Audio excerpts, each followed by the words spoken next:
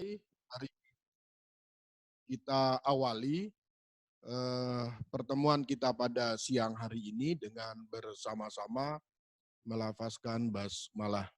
Bismillahirrahmanirrahim.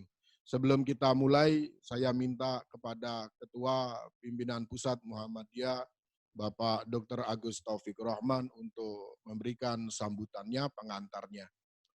Kepada Bapak Agus Taufik Rahman kami persilakan. Assalamualaikum warahmatullahi wabarakatuh. Innal hamdalillah nahmaduhu wa nasta'inuhu wa nastaghfiruh wa na'udzu billahi min syururi anfusina wa min sayyiati a'malina. Allahumma shalli ala Muhammad wa ala alihi wa sahbihi wa man tabi'ahu bi ihsanin ila yaumil qiyamah. Yang saya hormati Prof. Samsul, Ketua Majelis Tarjih Pimpinan Pusat Muhammadiyah, Ustadz Fatur Rahman Kamal LC, Ketua Majelis Tabligh Pimpinan Pusat Muhammadiyah, Bapak Dr. Agus Samsudin, Ketua Muhammadiyah COVID-19 Command Center sekaligus Ketua MPKU Pimpinan Pusat Muhammadiyah, Bapak Arif Jamali, Wakil Ketua MCCC dan Wakil Ketua MDMC, Bapak-bapak, ibu-ibu dari pimpinan wilayah, pimpinan daerah, pimpinan Aisyah di semua tempat yang hadir bergabung bersama forum virtual kita pada siang hari ini. Sebagaimana kita ketahui, saat Corona dinyatakan masuk ke Indonesia dengan terdeteksi pasien positif diumumkan langsung oleh Presiden, maka pada hari itu juga Bapak Ketua Umum Pimpinan Pusat Muhammadiyah Profesor Dr. Haidar Nasir mengumumkan bahwa Muhammadiyah siap ambil bagian terlibat menangani COVID-19 ini. Sebagai bagian dari upaya kita menjalankan spirit dakwah amar ma'ruf nahi mungkar, menjalankan warisan semangat para pendahulu kita berdakwah dengan spirit al-ma'un. Muhammadiyah harus hadir memberi jawaban terhadap solusi permasalahan umat ketika saat ini Muhammadiyah dan seluruh warga bangsa, bahkan umat di seluruh dunia menghadapi pandemi COVID-19, maka Muhammadiyah memutuskan pilihan dakwah, ambil bagian, dan pimpinan pusat Muhammadiyah segera membentuk gugus tugas, bahkan sebelum gugus tugas pemerintah dibentuk, pimpinan pusat Muhammadiyah telah membentuk MCCC, Muhammadiyah COVID-19 Command Center, yang akan memimpinkan seluruh kegiatan Muhammadiyah dalam rangka ikhtiar mencegah penularan dan mengatasi COVID-19 ini. Di dalam maklumat pimpinan pusat Muhammadiyah, semua terlibat, termasuk urusan peribadatan yang dipimpinkan oleh Majelis Tarjih dan Majelis Tabligh menjadi bagian dari gerakan MCCC Pimpinan Pusat Muhammadiyah, dan tentunya di wilayah dan daerah Majelis Tabligh dan Majelis Tarjih di daerah dan wilayah bagian dari gerakan ikhtiar Muhammadiyah dalam rangka mengatasi COVID-19 ini di MCCC. Pimpinan Pusat Muhammadiyah mengapresiasi seluruh kerja dari seluruh struktur pimpinan Muhammadiyah, baik di level pusat, wilayah, daerah, cabang, ranting, di Ortom, Aisyah, Pemuda Muhammadiyah, Nasyiatul Aisyah, Ikatan Pelajar Muhammadiyah, Ikatan Mahasiswa Muhammadiyah, Hizbul Waton, semua telah terlibat dalam gerakan ini.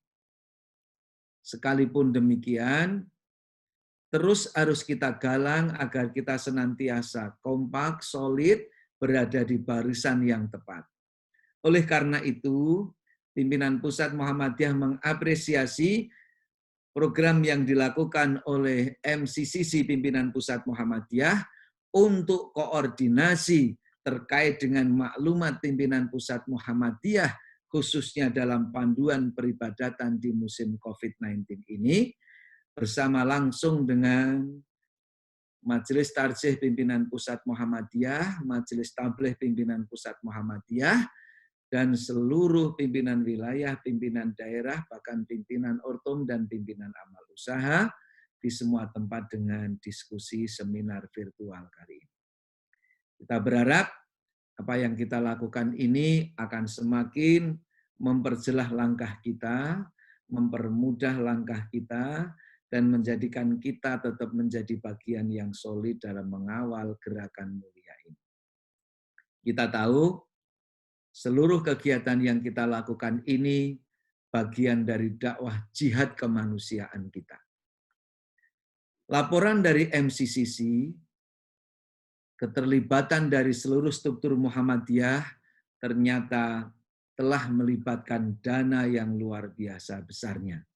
Dan saya yakin keikhlasan dari seluruh warga Muhammadiyah, simpatisan Muhammadiyah, dan seluruh yang terpanggil dalam rangka melakukan gerakan penanggulangan COVID ini akan dibalas kebaikannya oleh Allah Subhanahu wa Ta'ala.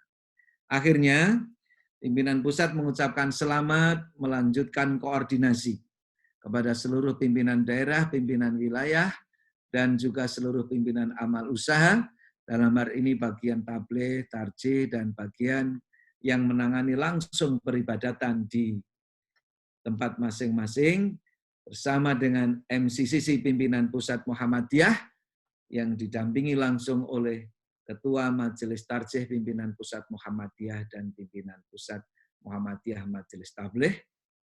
Oleh karena itu, mari kita ikuti dengan sebaik-baiknya dan kita jadikan ini upaya kita agar ikhtiar terbaik kita ini mendapatkan ridha Allah. Sekali lagi, terima kasih kita aturkan dari pimpinan Pusat Muhammadiyah, dan dengan doa kita di bulan Ramadan ini, semoga Allah segera mengangkat wabah COVID-19 ini, pandemi COVID-19 ini, yang ternyata di beberapa belahan bumi, di beberapa negara, mengalami problem yang jauh lebih besar dibandingkan bangsa yang kita cintai. Kita harus belajar dari kesalahan, dari kebenaran, dan dari seluruh peristiwa yang ada, agar kita tidak melakukan kesalahan yang sama, dan agar kita bisa memilih langkah-langkah yang tepat. Selamat melanjutkan diskusi virtual ini. Banyak salah, mohon maaf. Jangan lupa tetap semangat menjalankan tugas mulia ini. Assalamualaikum warahmatullahi wabarakatuh. Waalaikumsalam warahmatullahi wabarakatuh. Terima kasih Pak Dr. Agus Taufikur Rahman. Selanjutnya saya minta Ketua MCCC Pimpinan Pusat Muhammadiyah Pak Agus Samsudin untuk memberikan sepatah dua patah katanya.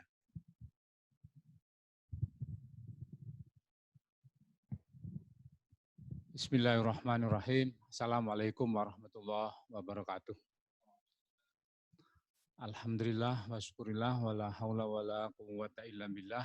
Asyhadu an la ilaha illallah wa asyhadu anna Muhammadan abduhu wa rasuluh.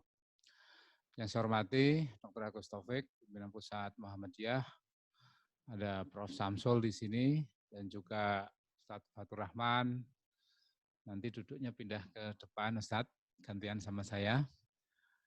Alhamdulillah juga pada teman-teman semuanya, dari sekarang sudah ada 122, baik dari MCCC, Majelis Tabligh maupun Majelis Tarjih.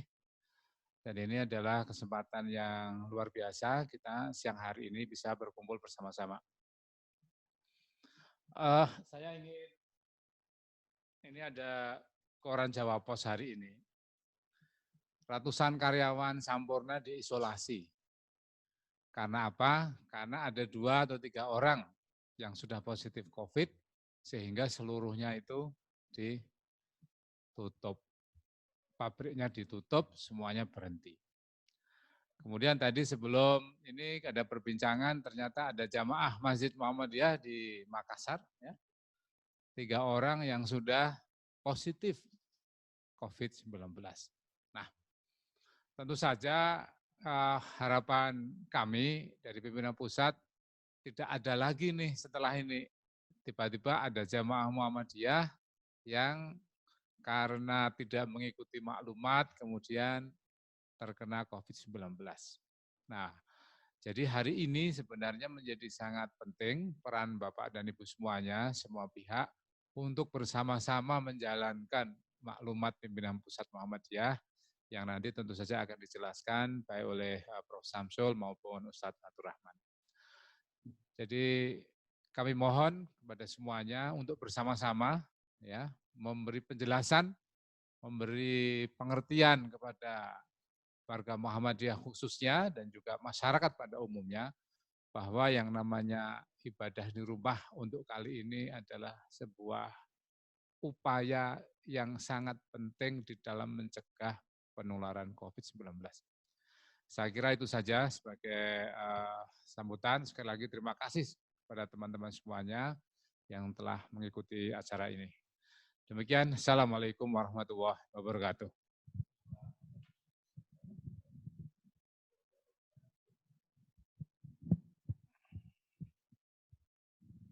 Monggo, Ustadz Fatur.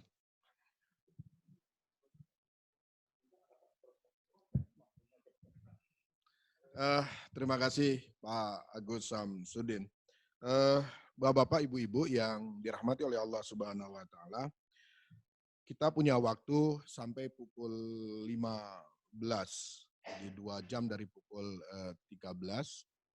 Karena kalau lebih lama lagi yang Indonesia Timur sudah hampir masuk buka puasa kan. Jadi kita selesaikan untuk waktu Indonesia Barat pukul 15, nanti ketika asar. Kita punya 2 pembicara, pertama Prof.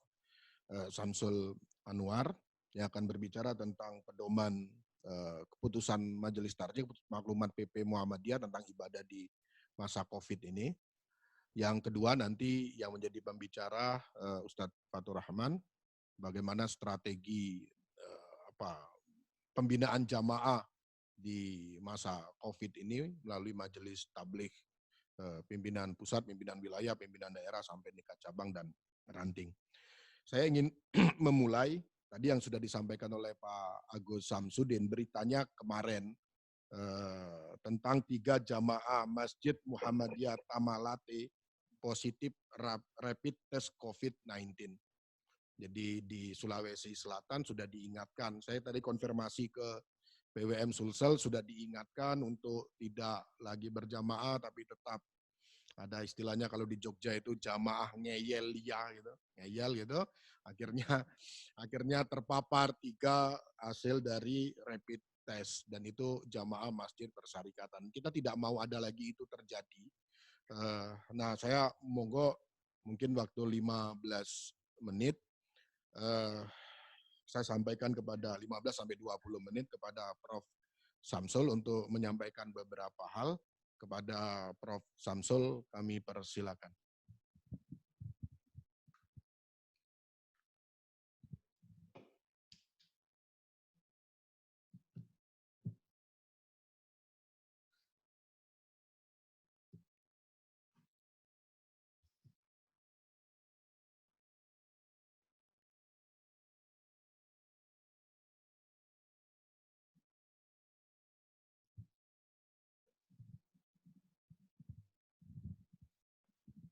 Assalamualaikum warahmatullahi wabarakatuh.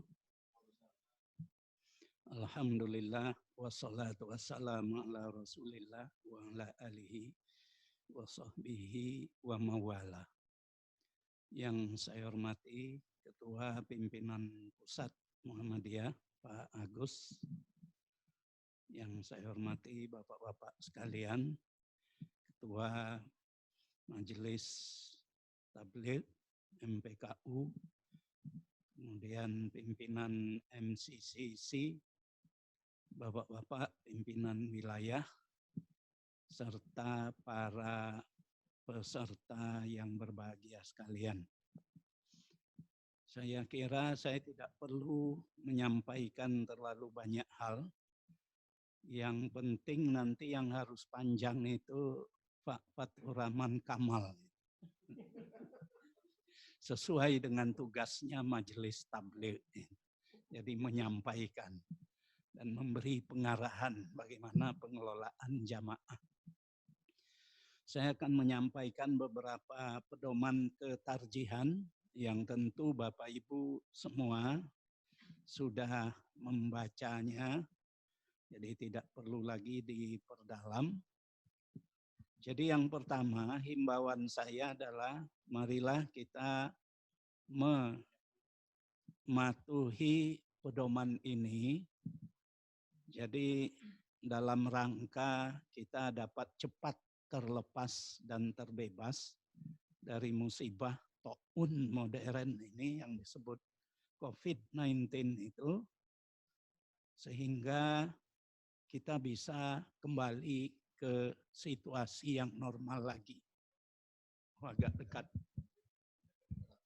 Oh, tidak kedengaran ya. Soalnya khawatir juga sini.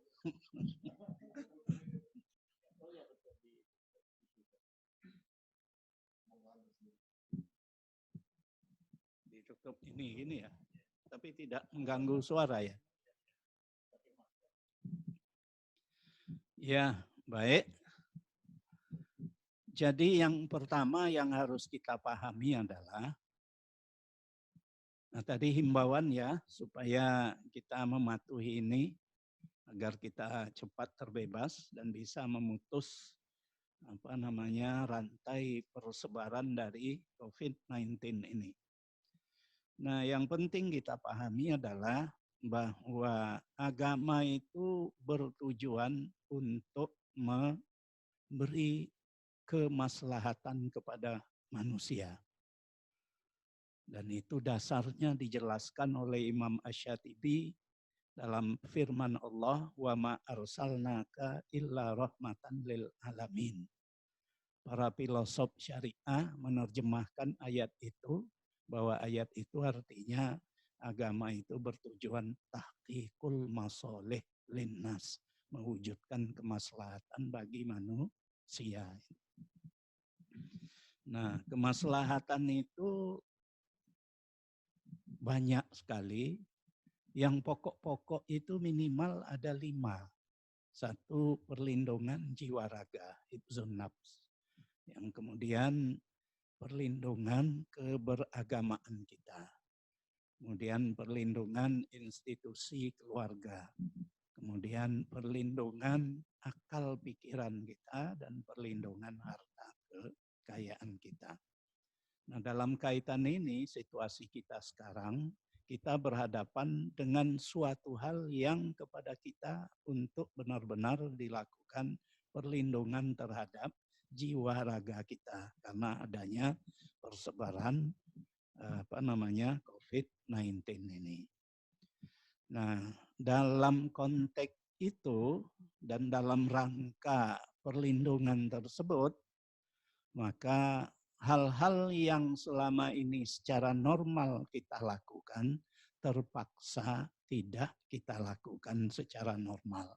Misalnya dalam masalah-masalah kita beribadah. Biasanya kita berjamaah, sholat tarawih di masjid, sholat Jumat. Nah, itu terpaksa tidak kita lakukan. Dengan kita bertindak demikian, tidak berarti lalu kita melanggar agama. Karena tujuan dari agama itu adalah untuk perlindungan manusia. Dan agama itu tidak bersifat memberatkan. Wa ma ja'ala alaikum fid-dini min haraj di dalam Al-Quran. Tiadalah kami di dalam agama itu menjadikan suatu yang memberatkan bagimu. Jadi agama itu bukan bertujuan memberatkan manusia. Nah, dalam konteks ini banyak di WA kita baca itu, kenapa kok kita dihalang-halangi berjamaah seperti kasus di Sulsel tadi itu, karena pahamnya seperti itu. Kok dihalang-halang, ini kan agama. Ya kita berjamaah saja, akhirnya terkena dampak tersebut itu. Nah, dalam hal ini sudah diberi tuntunannya. bahwa kita dalam keadaan situasi yang darurat. Agama itu dalam hadis Nabi mengajarkan la dororo wala diror. Tidak ada hal yang boleh menimbulkan kemudaratan kepada kita itu. Nah, jadi oleh karena itu kita tarawih di rumah saja. Perlu dipahami bahwa sebetulnya kalau kita memegangi kaul Imam Syafi'i, dia imam yang berpendapat bahwa tarawih di rumah itu lebih afdol. Cuma ulama-ulama Syafi'i yang kemudian mentakwil perkataan beliau itu dalam arti bahwa kalau masjid tidak sampai kosong gara-gara orang berpaham seperti sang imam, tarawih di rumah lebih afdol. Nah, Nabi Muhammad sendiri pun selama hidup beliau dan sampai zaman Abu Bakar, 2 tahun selama awal pemerintahan Umar, itu pada dasarnya jamaah juga tidak di masjid. Di masjid itu jamaahnya juga sendiri-sendiri, ada orang datang sholat gitu, atau ada 2-3 orang datang sholat mengelompok. Nah, yang lainnya di rumah. Baru pada zaman Umar bin Khattab, ketika banyak orang ke masjid, sholat sendiri-sendiri, atau beberapa orang sholat di satu sudut, beberapa orang sholat di sudut lain, kemudian masing-masing menyaringkan suaranya sehingga gemuruh, lalu kelihatan oleh Umar bin Khattab, nah ini kok kacau ini. Kalau begitu sudah saya tertibkan di seluruh masjid diangkat satu imam. Nah itu pada tahun kedua Hijriah pemerintahan Umar bin Khattab. Nah sejak saat itulah jamaah dilakukan di masjid secara tertib di bawah satu imam. Nah, sebelumnya ya sebagian di masjid, sebagian di rumah, yang di masjid itu pun sendiri itu. Nah, kenapa kemudian bagaimana pandangan para ulama kemudian melihat itu? Kenapa Nabi tidak sejak awal sholat jamaahnya di masjid? Dalam sebuah hadis itu dinyatakan bahwa Nabi khawatir kalau nanti di masjid dilakukan orang beranggapan sholat tarawih itu wajib dan itu akan memberatkan. Nah, jadi itu alasannya. Setelah zaman Nabi lewat, maka hal yang demikian tidak lagi timbul kekhawatiran, maka Umar berinisiatif supaya sholat tarawih itu dilakukan di masjid.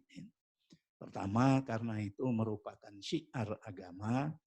Yang kedua, karena banyak orang yang tidak tidak sempat belajar agama, tidak sempat membaca, lalu dengan berjamaah di masjid, dia mendengarkan syarah dan penjelasan masalah agama. Jadi itu hikmahnya. Nah, dalam kondisi kita sekarang, di mana kita diminta untuk melakukan physical distancing, ya, jarak fisik, nah itu ya kita mari kembali mengerjakannya di rumah dan tidak perlu lagi kita bersikeras untuk di masjid. Begitu juga dengan sholat Jumat. Dalam sholat Jumat pun ya kita ganti kepada zuhur seperti telah dijelaskan dalam tuntunan yang diberikan oleh Majelis Tarjih dan disiarkan dalam maklumat Muhammadiyah tersebut. Jadi intinya Bapak Ibu sekalian adalah tujuan agama itu mewujudkan kemaslahatan. Jadi perlindungan terhadap manusia itu sendiri. Oleh karena itu marilah kita lakukan dengan baik demi keselamatan kita dan demi cepatnya kita keluar dari situasi yang tentu sangat memberatkan kita semua. Jadi dari saya kira tidak perlu panjang lebar karena sudah ditulis dan itu sudah jelas Nah, nanti yang tukang ceramah itu Pak Fathur Rahman Kamal. Nah, itu perlu panjang. Jadi demikian Bapak-Bapak sekalian, mungkin juga ada ibu-ibu. Terima kasih, saya akhiri. Wassalamualaikum warahmatullahi wabarakatuh.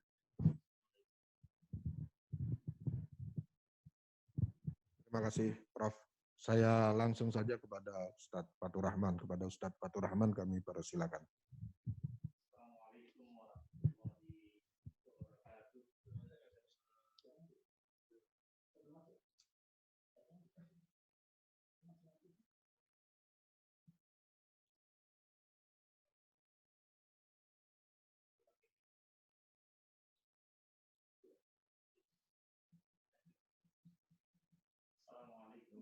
Allah.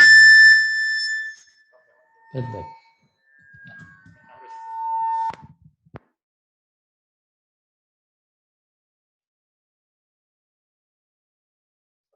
Semua.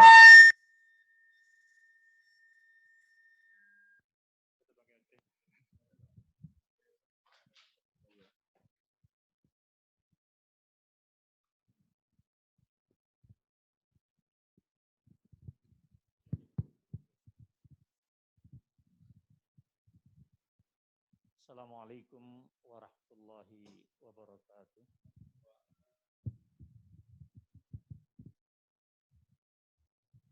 Alhamdulillah, salatu wassalamu ala rasulillah, Nabi Muhammad wa ala alihi wa sahbihi ajma'in. Yang kami hormati pimpinan Pusat Muhammadiyah, diwakili oleh Dr. Agus Taufik, Bapak Profesor Dr. Syamsul Anwar, Ketua Majelis Tarjih PP Muhammadiyah, kemudian segenap kawan-kawan di pimpinan MCCC ya, Muhammadiyah COVID-19 Command Center, dan seluruh peserta pertemuan virtual pada siang hari ini. Yang semuanya saya hormati dan rahimakumullah semuanya insyaallah. Hanya memberikan garis bawah saja dari apa yang disampaikan oleh Prof. Samsul, sesuai juga dengan instruksi Majelis Tablik khususnya kepada seluruh struktur dan jaringan mubalik Muhammadiyah di seluruh Indonesia khususnya. Yang pertama adalah agar mentaati dan istiqamah, ya, berpegang teguh pada fatwa Majelis Tarjih PP Muhammadiyah yang telah dituangkan dalam bentuk maklumat. Artinya secara organisasi dan jam'iyah kita ini, kita tunduk pada hasil ijtihad yang sudah dihasilkan oleh para ulama, para guru kita di Majelis Tarjih, bahkan juga melibatkan majelis, lembaga, dan para ahli di bidangnya. Sehingga kita berpandangan bahwa ijtihad yang dihasilkan oleh Majelis Tarjih dan dikuatkan dalam bentuk maklumat pimpinan Pusat Muhammadiyah ini menjadi acuan bagi seluruh kita, ya, terkhusus para mubalik, ya, para dai dan jamaah Muhammadiyah. Karena dalam suasana yang sedemikian rupa terjadi pula, ya, selebaran atau tulisan-tulisan yang kadang membuat, ya, sebagian jamaah kita, bahkan sebagian pengurus. Nah, terkait hal ini monggo kita dibersamai oleh Prof. Samsul.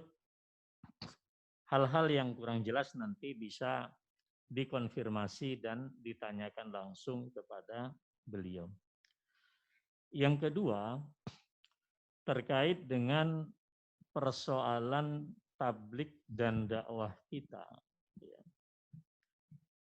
Jangan ada alasan untuk mengatakan bahwa COVID-19 ini menjadi sebab terhentinya dakwah dan tablik di Muhammadiyah. Nah, alhamdulillah kami pantau dari struktur baik di pimpinan pusat Muhammadiyah, majelis-majelis, termasuk juga sampai pada tingkat wilayah, daerah, bahkan cabang, dakwah digital sekarang ini menggiat. Ini kesyukuran yang luar biasa, hikmah yang luar biasa, bahkan kami berharap dalam perspektif dakwah kita, dalam konteks dakwah kita, COVID-19 ini menjadi titik tolak. Ya, mohon maaf kalau saya katakan revolusi dakwah digital di Muhammadiyah yang selama ini kita belum atau kurang memperhatikan dengan baik. Alhamdulillah saya pribadi hampir tiap malam, bahkan bukan hanya di Indonesia, dari Turki, Jepang, Taiwan, ya, macam-macam lah negara-negara di dunia yang selama ini kita tidak bersinergi dalam dakwah. Nah, ini kami harapkan agar struktur majelis tablik khususnya bekerja sama. Ya. Jika tidak memiliki infrastruktur, saya kira banyak amal usaha kita yang bisa kita ajak bekerja sama untuk melaksanakan dakwah digital.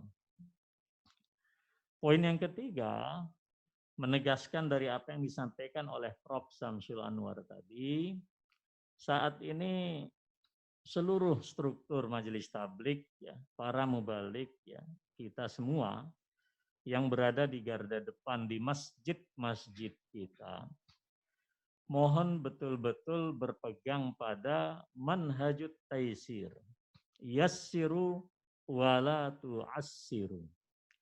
Mari kita permudah urusan agama ini, karena memang itu adalah perintah Allah.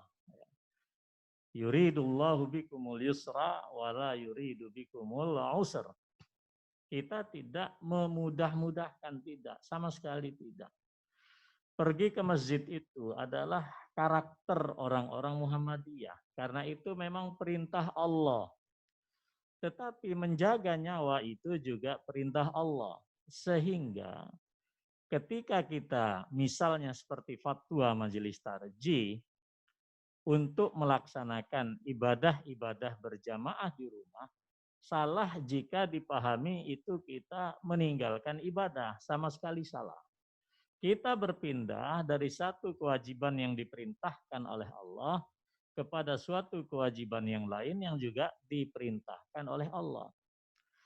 Kita berpindah dari suatu sunnah yang digariskan oleh Rasulullah kepada juga sunnah lain yang digariskan oleh Rasulullah Sallallahu Alaihi Wasallam. Saya teringat bagaimana Allah memerintahkan kepada Nabi Allah Musa alaihissalam. Ya. Jadi ketika Allah memperhatikan waktu itu bagaimana suasana yang dialami oleh umat Nabi Musa, dari kekejaman yang terjadi waktu itu, maka Allah perintahkan kepada beliau dan Nabi Harun, ya, an tabawwa li qaumikum bi Misra buyuta waj'alu buyutakum qiblah wa aqimus shalah. Al-Imam As-Sa'di di dalam tafsir beliau Taisir Al-Karim Ar-Rahman menafsirkan perintah agar Nabi Musa waktu itu menyiapkan fasilitas ibadah di rumah. Apa kata As-Sa'di? As-Sa'di menyatakan li ta'manu minal khawf. agar kalian merasa aman dari rasa ketakutan. Nah, ketakutan fisik itu sesuatu yang bisa dilihat. Kita dikejar musuh terlihat. Yang namanya COVID-19 dalam penjelasan para ilmuwan, para ahli, ini sama sekali tidak bisa dilihat oleh kita. Oleh karena itu semestinya kalau digunakan perbandingan yang dihadapi oleh Nabi Musa dengan kaumnya, dan kaumnya waktu itu jauh lebih mudah ketimbang kita menghadapi apa yang disebut dengan COVID-19. Karena itu tugas kita adalah di dalam salah satu maqasidud dakwah itu adalah menjaga bahwa maqasiduddin atau ad-daruriyat al-khams itu bisa diwujudkan. Nah, saya kira para dai dan para mubalik harus berada di garis depan untuk menjaga ini semuanya. Ya, seperti yang dikatakan oleh Prof. Samsul tadi, hifzun nafsi. Dan para mubalik juga tidak perlu kemudian mengkontradiksikan atau mendikotomi antara hifzuddin dan hifzun nafsi. Karena memang kita tidak dilarang beribadah. Hanya cara beribadah kita itu berpindah dari satu cara yang diajarkan oleh Rasulullah dengan satu cara yang juga diajarkan oleh Rasulullah. Persis di dalam peristiwa Umar bin Khattab ketika meninspeksi pasukannya ke Syam waktu itu, dan beliau mengambil keputusan untuk tidak masuk ke lokasi wabah, dan beliau dikritik, apakah Anda lari dari takdir Allah? Beliau menyatakan, na'am, nafirru min qadarin ila qadar, nafirru min qadarillahi ila qadarillah. Nah, dalam konteks ini para mubaligh khususnya, jadi menjaga nyawa umat kita ini di atas segala-galanya. Karena kalau umat manusia ini tidak tertolong, maka nanti agama Allah ini tidak ada yang akan menjalankan. Kira-kira begitu ekstrimnya. Jadi sama sekali tidak memahami kaidah hifzuddin dan hifzun nafas sebagai sesuatu yang bertentangan. Kemudian poin terakhir juga, dalam konteks ini sering kita mendapatkan pertanyaan, bagaimana kita mendapatkan pahala Ramadan? Nah, ini sering sekali ini, Ustadz, kita mendapatkan pertanyaan. Jadi sahabat sekalian, seseorang musafir, seseorang yang sakit, itu ketika mereka diberikan rukhsah oleh Allah Subhanahu wa taala, musafir boleh menjamak, boleh mengqashar. Bahkan orang sakit pun juga dia punya keringanan-keringanan. Yang sakit pada masa puasa dia boleh tidak berpuasa. Ketika dia meninggalkan puasa misalnya, lalu menggantinya dengan fidyah, apakah pahalanya sama? Tidak perlu berhitung dengan Allah. Allah Maha tahu bagaimana cara membalasnya. Hanya Rasulullah mengatakan kepada kita, orang yang mengambil rukhsah karena suatu ilah tertentu, sebab tertentu, apakah dia musafir atau sakit, maka pahalanya itu sempurna ditulis oleh Allah Subhanahu wa taala. Jamaah kita tidak perlu risau. Jadi tidak perlu kemudian menghitung sebagaimana manusia itu menghitung dengan cara dan akalnya sendiri. Karunia Allah itu demikian dahsyat, rahmat Allah itu demikian dahsyat. Maka saudara sekalian yang saya muliakan, demikian pula nanti di akhir Ramadan akan ada acara i'tikaf, ya.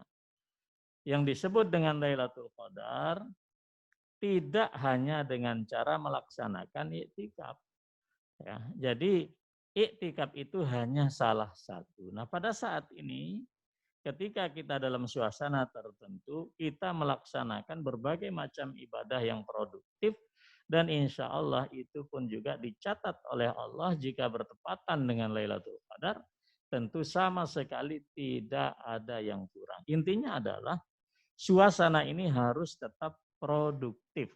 Baik produktif secara vertikal kepada Allah, ataupun juga produktif secara horizontal kepada kemanusiaan. Oleh karena itu, kami himbau kepada para mubalik untuk menggerakkan semangat ta'awun sebagaimana diarahkan oleh pimpinan pusat Muhammadiyah. Dan alhamdulillah pada saat ini kita membaca di dalam laporan kawan-kawan Muhammadiyah COVID-19 Comment Center, Allah ya Karim, luar biasa. Mudah-mudahan ini menjadi amal kita dan menjadi sebab kita masuk ke dalam surga Allah Subhanahu wa Ta'ala. Saya kira demikian saja. Terima kasih semuanya sebagai penegasan. Nasrun minallahi wa fathun qarib. Assalamualaikum warahmatullahi wabarakatuh.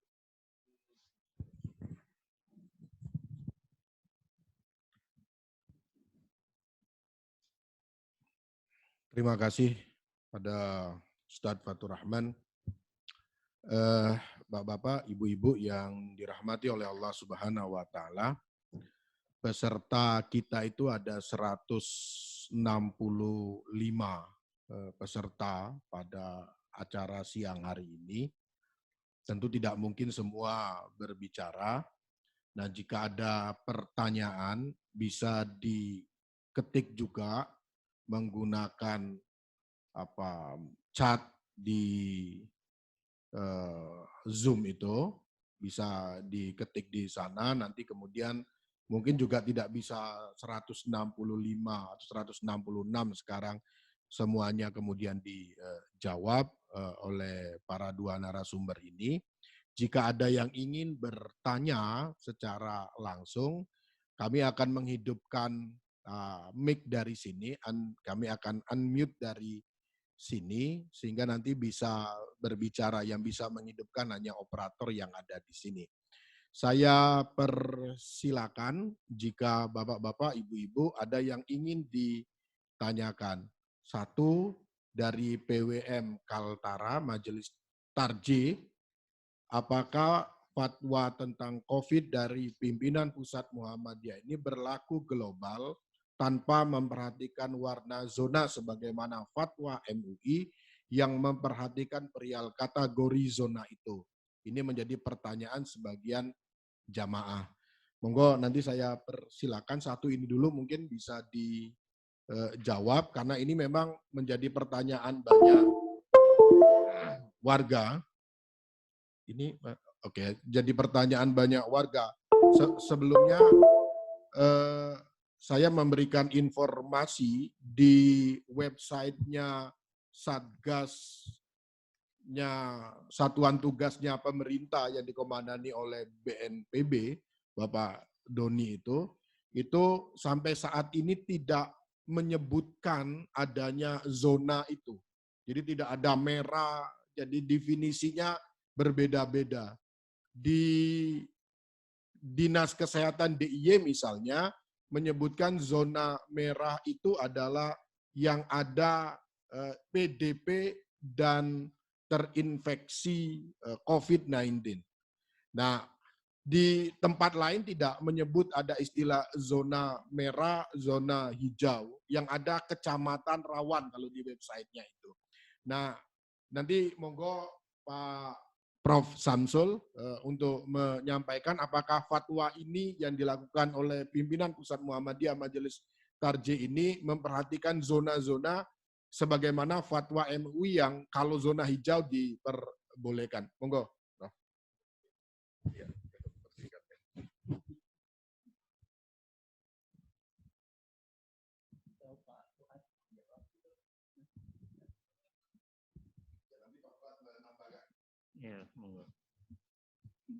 Baik, terima kasih. Memang dalam tuntunan itu tidak ada menyebutkan zona-zona, karena ketika dibuat memang definisi zona itu tidak ada, dan zona itu tidak pasti, dia akan berkembang. Di suatu tempat semula tidak ada, nanti bisa jadi ada.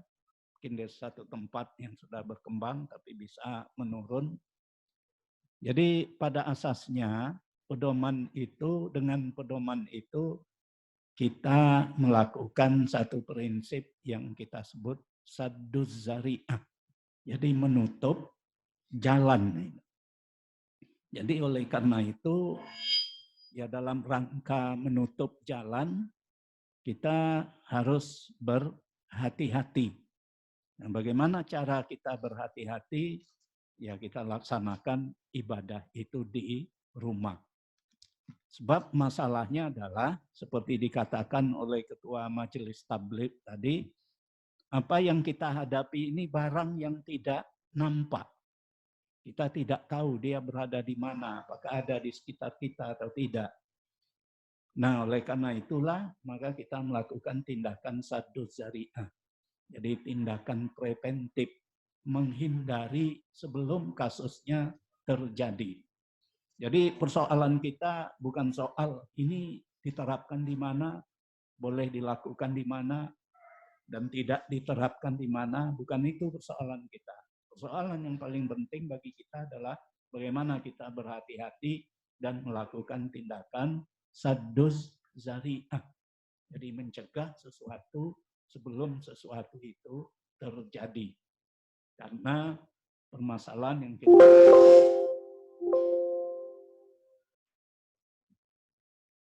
karena apa yang kita hadapi ini adalah barang yang tidak nampak. Jadi pelaksanaannya ya itu tadi prinsipnya adalah sadduz zari'ah. Jadi saya kira begitu Pak yang bisa dijelaskan. Pak Fuad, monggo ingin menjelaskan, menambahkan tentang berkaitan dengan zona itu tadi.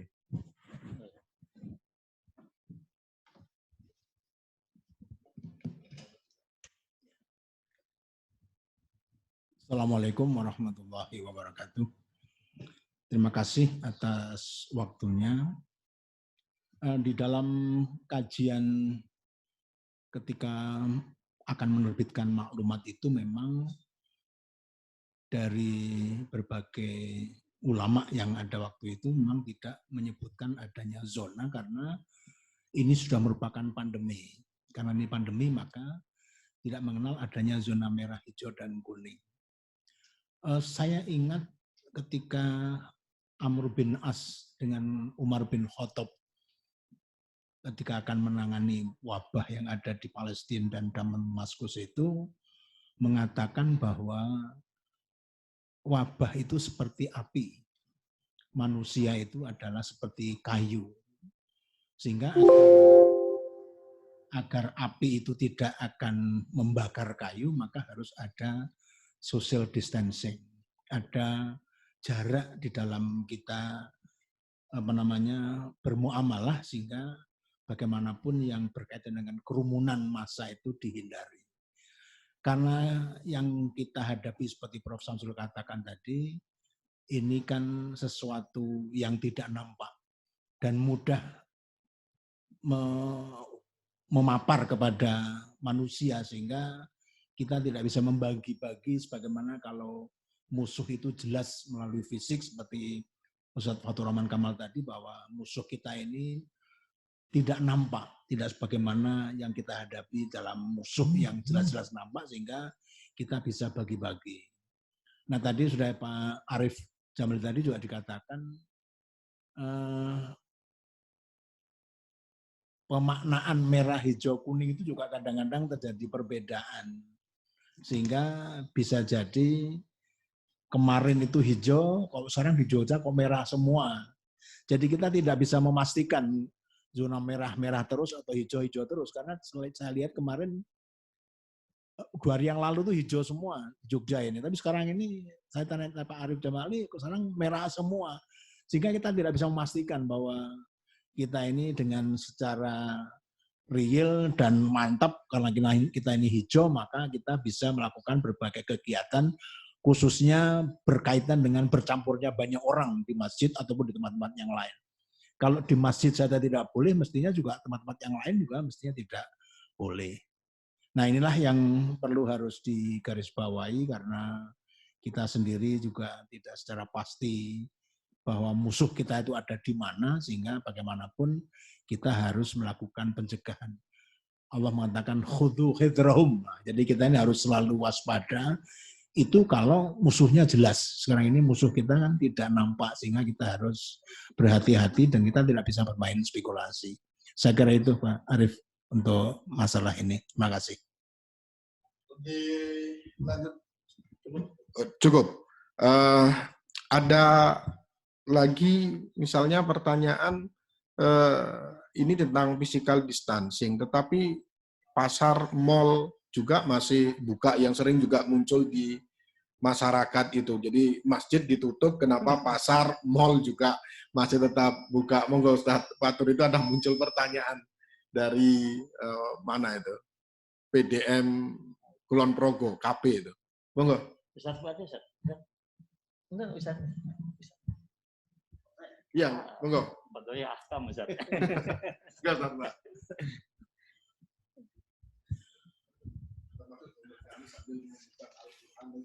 Iya, sebenarnya kita nggak usah menyebut pasar atau yang lain. Kalau masjid saja nggak boleh, sesuatu yang menjadi keniscayaan umat Islam, tentu di tempat-tempat lain juga tidak boleh. Sebenarnya begitu. Tetapi kan ulama, itu tidak urusan ulama kalau menyangkut pasar itu kan. Mestinya harus ada dinas tersendiri yang secara khusus bisa mengatur pasar. Tetapi ketika ulama mengatakan masjid tidak boleh, mestinya kita bisa mengambil sebuah ibrah.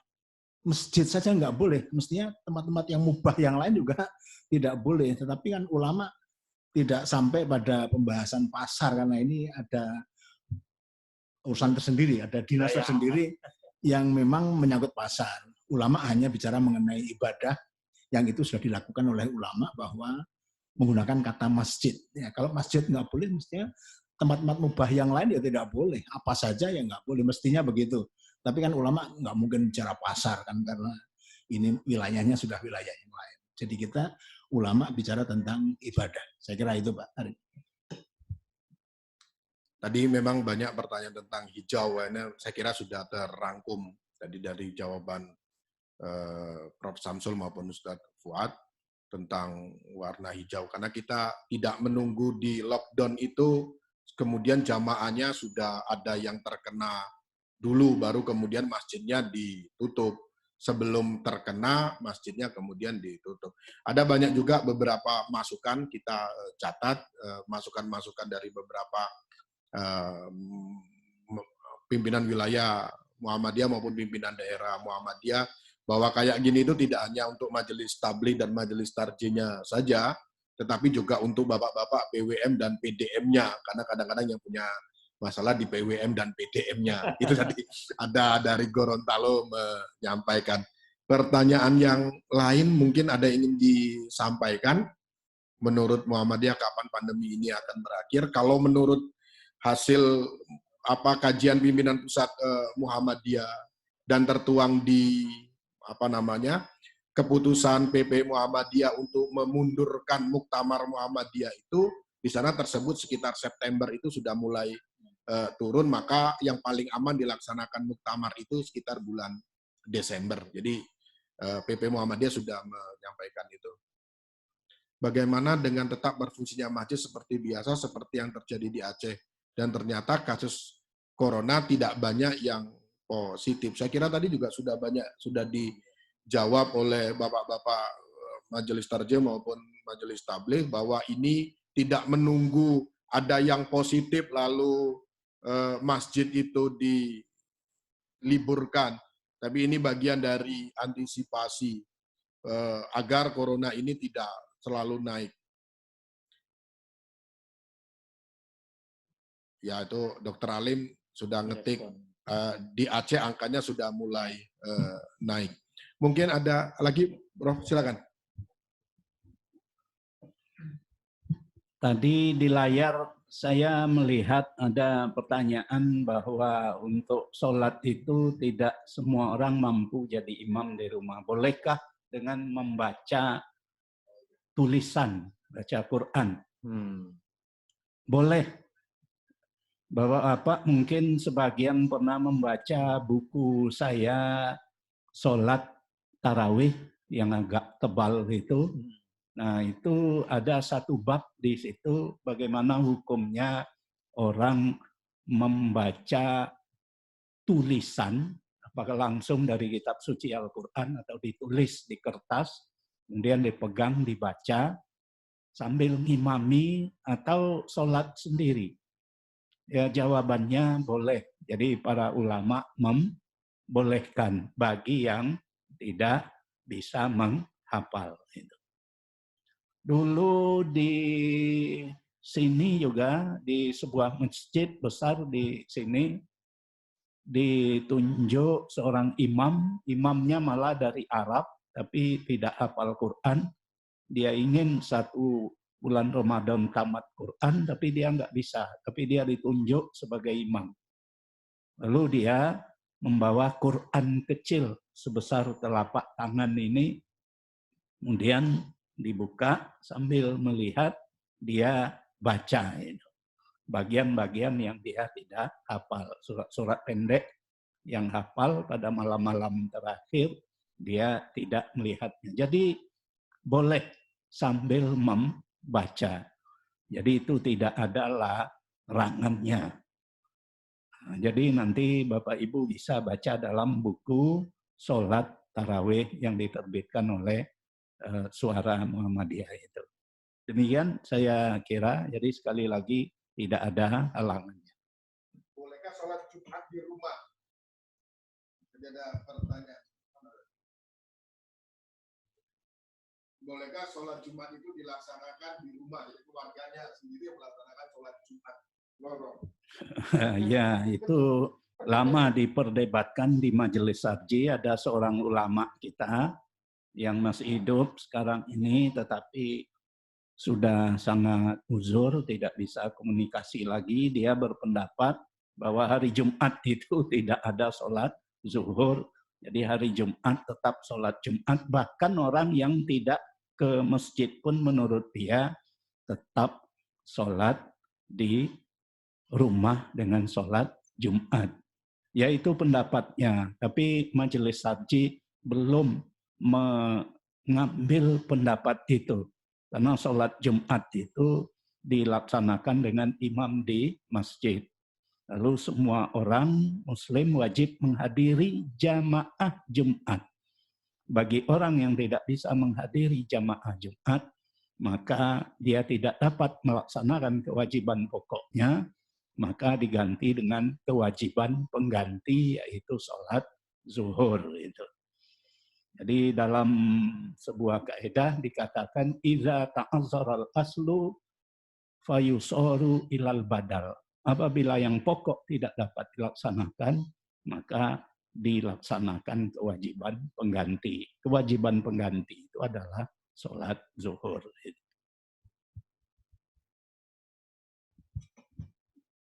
Terima kasih. Ada lagi yang ingin menyampaikan? Ini banyak ke majelis tarjinya ini. Tentang sholat Jumat daring. Itu ada juga yang menyampaikan. Saya tidak tahu apakah majelis tarjih sudah mengkaji atau belum. Sholat Jumat online. Pak, oh ya, dia menyebut ada personal majelis tarjih.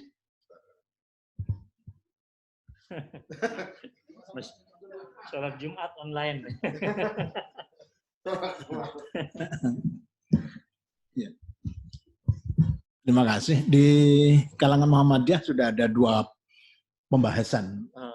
Yang satu Ustadz Wawan mengatakan boleh karena kasus Finlandia itu. Yang kedua yang dari alumnus Muallimin mengatakan itu tidak boleh. Karena kalau Ustadz Wawan kan mengkiaskan dengan kalau nikah saja boleh pakai telekonferensi. Nah, sama-sama itu ibadah, maka Jumat pun juga dibolehkan.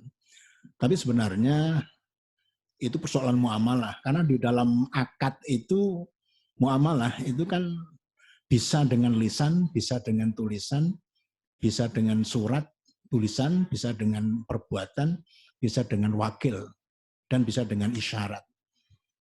Nah, di dalam akad nikah itu kan dibolehkan karena bisa menggunakan risalah, tulisan. Kalau dengan tulisan boleh, maka kata Pak Sahal Mahfud, maka menggunakan telekonferensi juga lebih boleh. Tapi itu yang muamalah.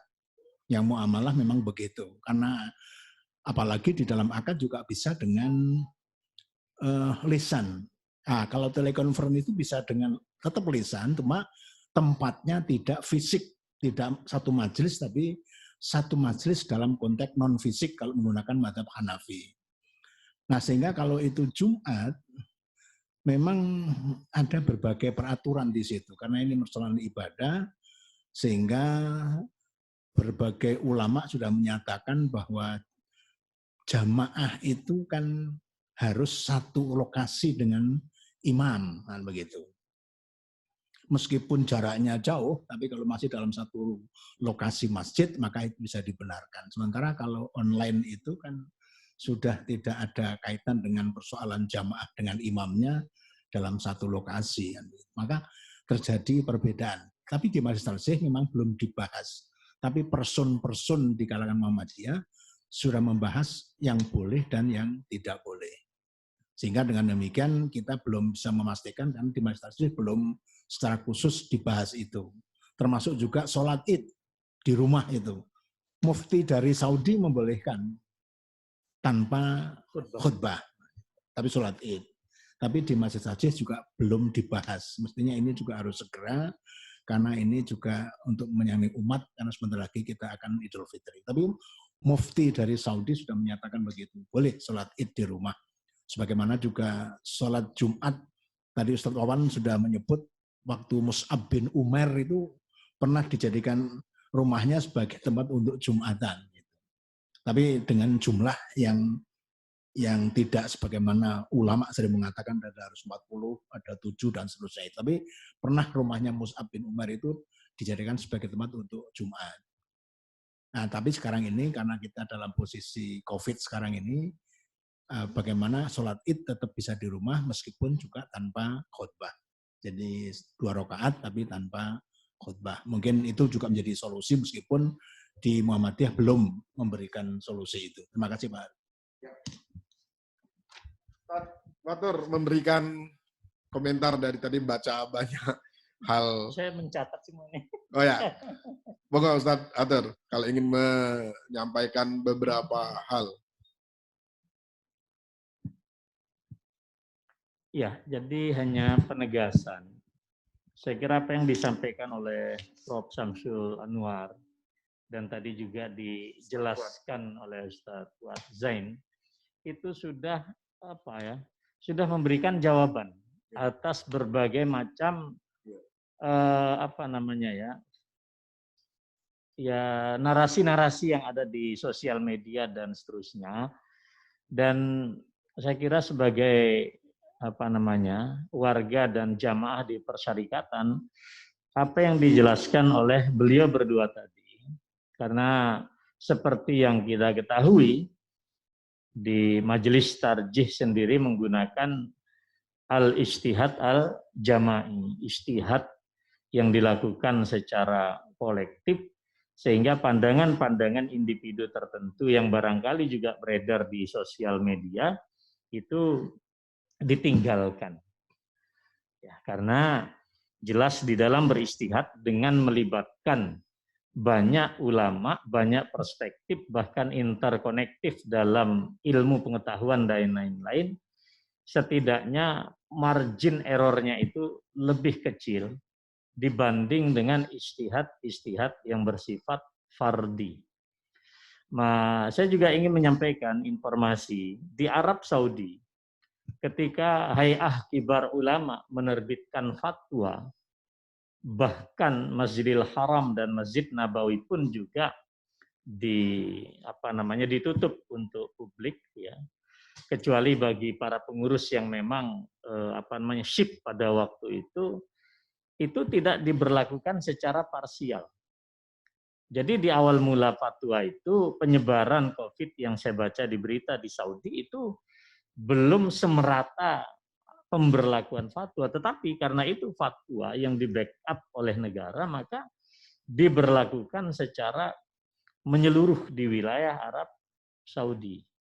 Ini juga, dan demikian pula saya lihat di beberapa negara yang lain, sehingga bisa menjadi acuan kita, dan terutama fatwa-fatwa ini jika dibaca secara sama ya di Al-Azhar, di Maroko, ya, kemudian di Saudi sendiri dan beberapa negara-negara yang lain, saya kira fatwa itu memang diterbitkan secara kolektif oleh para ulama yang otoritatif. Ini menjadi acuan kita.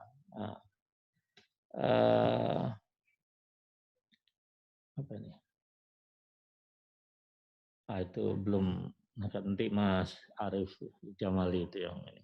Jadi ini penegasan saja ya. Jadi penegasan bahwa apa yang disampaikan oleh kedua guru kita tadi, Prof. Syamsul dan Pak Ustadz Fuad, ini menjadi pegangan kita. Setidaknya bagi para mubalik, saya tegaskan di sini, bagi para mubalik yang berada di garda terdepan dalam mengelola masjid-masjid dan jamaah kita. Saya kira demikian saja ya, penegasan gitu ya, Mas Arief. Monggo saya serahkan kembali. Terima kasih Bapak, Ibu yang dirahmati oleh Allah Subhanahu wa taala. Beberapa hal berkaitan dengan pelaksanaan ibadah di saat wabah COVID-19 ini, berkaitan dengan zona, berkaitan dengan sholat Jumat di rumah, berkaitan dengan tarawih di rumah. Tadi secara keseluruhan sudah dijawab dengan baik, bahwa di lapangan itu sering terjadi berjalan sendiri-sendiri, maka tanggung jawab bersama kita sebagai pimpinan di berbagai macam level tingkat pimpinan itu perlu dan penting untuk mengawal keputusan kita ini secara bersama-sama. Ke Pak Agus Samsudin, barangkali ingin menyampaikan beberapa hal. Silakan. Pak dan Ibu, salah satu yang penting di dalam penanggulangan COVID ini kan pencegahan, ya. Jadi kenapa Bapak dan Ibu diminta untuk tidak berkumpul dalam jumlah banyak adalah supaya mencegah penularan. Kenapa? Satu, karena COVID ini gejalanya tidak langsung. Bisa jadi karena ini adalah virus, karena virus kalau seperti halnya dengan flu, kalau kita sehat, kena virus flu itu kita tetap sehat, nggak apa-apa. Tetapi virusnya sudah nempel di kita. Sehingga ketika ketemu dengan orang lain yang kemudian tidak begitu sehat, maka otomatis akan terkena dia sakit flu. Nah, sama dengan COVID-19 ini. Makanya kemudian kan ada orang-orang yang rentan.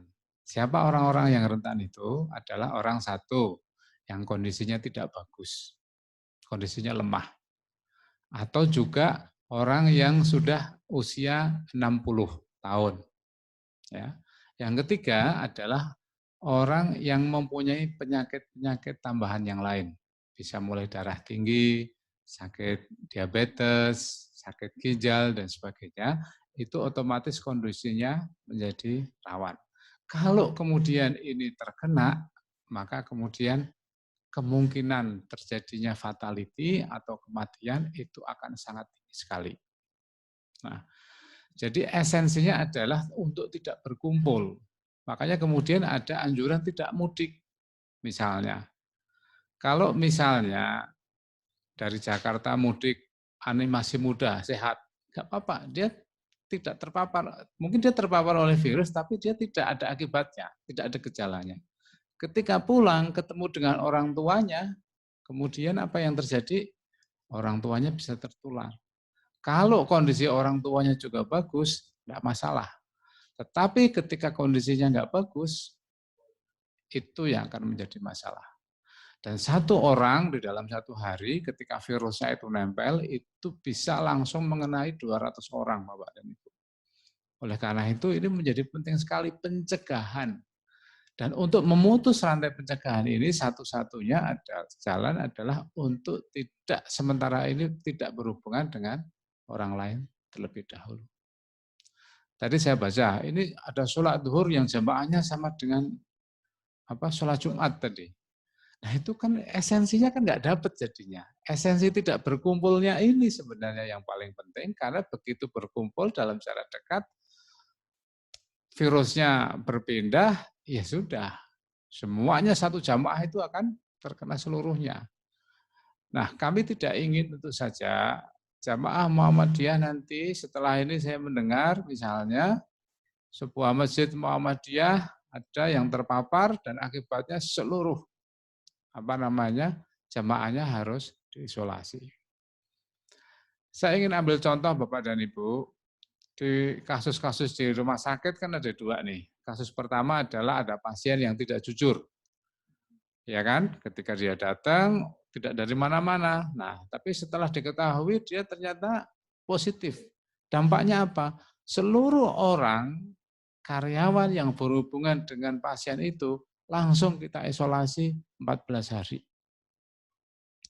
Karena harus begitu. Kalau tidak, nanti yang sudah berhubungan ini akan menularkan kepada yang lain. Nah, kalau sudah begini bagaimana coba? Keluarganya kena, tetangganya kena, saudara-saudara kena, teman-teman di rumah sakit, seluruh rumah sakit nanti bisa kena. Kalau tidak dilakukan isolasi. Nah, inilah Bapak dan Ibu, pentingnya bagaimana kita itu menjaga tadi social distancing dan tidak untuk berkumpul dalam waktu sekarang ini. Sehingga bagaimana kemudian kita mengubah image seperti disampaikan oleh Dr. Alim itu, bagaimana masjid tidak menjadi sumber penularan COVID-19, tetapi membuat upaya yang lain yang terkait dengan pemberdayaan. Saya kira saya ingin menggarisbawahi ini karena satu-satunya cara untuk menutup penularan pandemi ini adalah dengan social distancing dan untuk tidak berkumpul terlebih dahulu di dalam jumlah yang banyak. Terima kasih, mudah-mudahan ini memberikan satu gambaran bahwa secara medis inilah yang kemudian diminta dilakukan di semua tempat. Terima kasih. Terima kasih Pak Agus Samsudin. Bapak Ibu yang dirahmati oleh Allah Subhanahu wa taala, saya kira sudah cukup apa yang disampaikan oleh Majelis Tarji Pimpinan Pusat Muhammadiyah dan Majelis Tabligh Pimpinan Pusat Muhammadiyah. Sebelum nanti kita akhiri, saya ingin meminta mungkin ada closing statement dari Majelis Tarji, Prof, untuk menyampaikan sebelum nanti kita tutup forum kita sampai siang hari ini. Monggo Prof, paling ingin disampaikan.